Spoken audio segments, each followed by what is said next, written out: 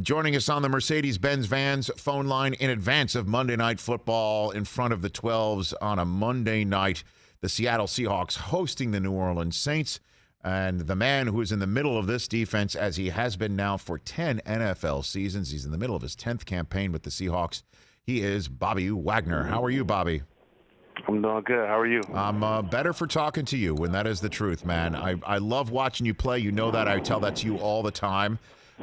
So I just want to ask, how are you a different player than when you first strolled into the NFL? How are you different, Bobby? Oh, man. I would say I'm a lot smarter, a lot wiser. I think when I first got into the league, I was moving so fast and trying to, be everywhere, and like my technique and my footwork wasn't as crisp as it probably is now. I've definitely grown as a leader, as a man, and so I would say those are probably the major differences. Because it's odd that you would say that, because it does seem like you're fast and everywhere. even now, Yeah, Bobby. I just don't waste steps. I think when I was younger, I definitely wasted some steps, but now every step counts for me for sure. So where are you guys in the season right now? What would you rate your first third of the season so far, Bobby Wagner? I don't know if I'll have a rating, but I definitely feel like we're not where we want to be. Obviously 2-4 is not where we planned on being this season, but I think there was a lot of opportunity for growth and a lot of opportunity to get better, and I think that's the thing that you kind of focus on, is just understanding that we have the players that can really make an impact and really change the season around, but it's up to us as players to execute out there on the field, which I'm confident that we could do that. For me and Russ, we've been in this situation before, and so it's not something that's foreign to us. Obviously, you want to put yourself in this hole, but it's good when you have history on getting out of it. I mean, speaking of in a situation, though, that Russ has not been in before, it's with an earbud in his ear, coaching, essentially, as he did on Sunday Night Football. What's that like for you to be on the sideline and Russ is on the sideline with you because the offense is out there without him? What's that like? Yeah, it's definitely different. It's amazing that he's gone this long without having to miss any games. I think that talks about how well he handles his body off the field. Even the injury that he had, it was like a freak accident. It just, hit his hand on somebody's helmet. And so, it's definitely a different feeling, but, you see Russ engaged. You see him still active mentally and taking mental reps, and, he's still working out crazy. And so, whenever that hand is ready to go, I definitely feel like he's going to pick up right where he left off. Do you think he'll be back sooner rather than later? I mean, what are you seeing so far behind the scenes that you can let us in on? You never put anything past Russ. If they say 4 weeks, it could be 2. If they say 8, it could be 4. So, Russ is constantly, defying the odds in many ways. So I definitely feel like, whenever he does it, it's going to beat whatever clock that he had. Right. And then, it's interesting. You said, Russ and I, we've been in this situation before. It used to be you could name more names, right, who used to be in this situation before. Do you sometimes look around the locker room and just say, oh, my God, I'm the OG around here? Does that ever kind of land on you that way? Yeah, 100%. I go back to when I first got into the league, and I told Bang that I was born in 90.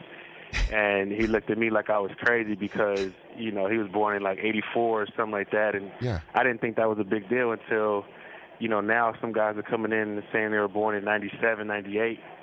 And I'm just like, dang, I've been around that long, for guys to be, born while I'm doing this. So it's definitely an interesting feeling, but it's fun too because you get to learn kind of a new generation and how they think. So how do they think? What do you think? What do you got for me on that? They definitely think different. You know what I mean? They're into a lot more things that, I don't think I was interested in, as far as like just everything is centered around social media and everything is centered around Twitter, Instagram, those things. I mean, obviously I have them, but I think there's more to life, and I think that comes with maturity.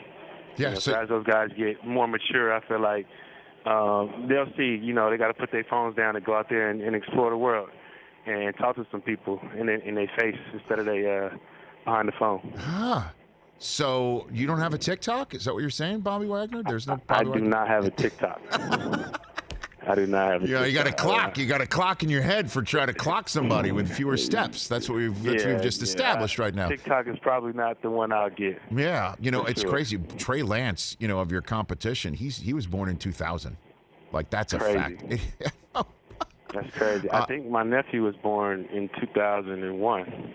Oh my gosh. So yes, it's I know. It's crazy. I know. How has the game changed? Has it in 10 years, Bobby? At all? Yeah, definitely. I think the way that I think every year, at least from, when I got here, every year they've made the game, in my opinion, harder for the defensive players. As far as tackling or, how you can strike a quarterback, how you can strike an offensive player. And so, a lot of those things that has changed, you had to evolve as a defender because some of the things that they used to do back in the day, we can't do now. It's a penalty. But I do say that it is nice that they changed. One rule change was, the centers or the linemen cutting downfield or on the outside plays. That definitely helps, the defenders. But, I think the game, they make it a lot harder to tackle because sometimes, we're moving so fast, and to try to, hit a person in the perfect spot is not always easy, but we always adjust. Bobby Wagner here on the Rich Eisen Show prior to Monday Night Football. What do you think of the taunting re-emphasis? What do you think about the emphasis on the taunting rule, Bobby? What do you think about that one this year? I understand why they want to implement it, but I think this game is a emotional game. It's a game played with a lot of passion, and so sometimes, that passion just has to be let out. And so I'm not a huge fan of it. I'm not a huge fan. I understand why they do it, but I'm not a fan of it because if a guy has a good run or a big hit and he gets up and he flex, sometimes he's not even flexing towards a player. He's just flexing because, he made a great play. And, everybody sees it's a great play. And to be penalized for that, it's not something that I feel is right. But, I think they're trying to work out the kinks and try to figure out, what's excessive and what's not. And hopefully they get it situated. So when we're talking about change a lot about the game and stuff like that, what needs to change starting Monday night for the Seattle Seahawks, Bobby Wagner? Give me something. What do you got for me? I think we need to execute all four quarters. I think that's the biggest thing. I think we show flashes in each of the games where, we show our potential, we show what we're capable of doing, but we just haven't put it together, all four quarters. And so, I think if we do that, and do the stuff that we're capable of doing, but over the duration of the entire game, we'll be fine. That's why I'm confident that, we'll get this thing turned around because we've showed what we're capable of doing when everybody is on at the same time. And so it's just about being focused, communicating, and executing at a high level for the whole game. Do you give messages to Geno throughout the week at all? I mean, what a tough spot that he's in with Russ out. What do you? Yeah, it's definitely a tough spot. You have conversations with him, but at the end of the day, I definitely feel like Geno's, handled himself very, very well. He's very confident, and I've said this before. Like if you came in and watched him prepare, you wouldn't think that he wasn't the starting quarterback. He prepares like he's a starting quarterback, so that's why, when he came in after Russ got hurt, he was ready for his opportunity, ready for his moment. So. I think it's just going to take a little bit of time, but I'm definitely confident that Geno, is going to, ball out this game. And then what is the challenge with the Saints coming off their bye week for you, Bobby? I assume you're circling 41 in the meeting rooms. I mean, what do you have for me on that front? Yeah, you're definitely paying attention to 41. I think that is the beginning of the offense. I think they want to get the ball in his hand, whether it's running the ball, passing the ball. He's a very, very special player. So, we definitely have to have eyes for him. Jameis is going to do his thing. You see his growth, from when he got into the league to that kind of brief period where he wasn't in the league or he was a backup quarterback. You see him making better decisions with the ball. And so we just have to be on our job and capitalize on mistakes when they happen. All right. And what do you do in your spare time, Bobby Wagner? What does Bobby Wagner do in spare time? you do? What do you got? I learn everything that I can, but I like to get involved in business. So whenever I'm not playing football, I am either reading something towards business, looking at investments, being involved in a venture fund out here named Fuse in Seattle, and figuring out ways to grow this wealth that I've been blessed enough to get. Okay, so you're looking over the steering wheel about what you're going to do whenever you stop doing what you're currently doing, Bobby? Yeah, for sure. I mean, I think I've had a lot of great mentors,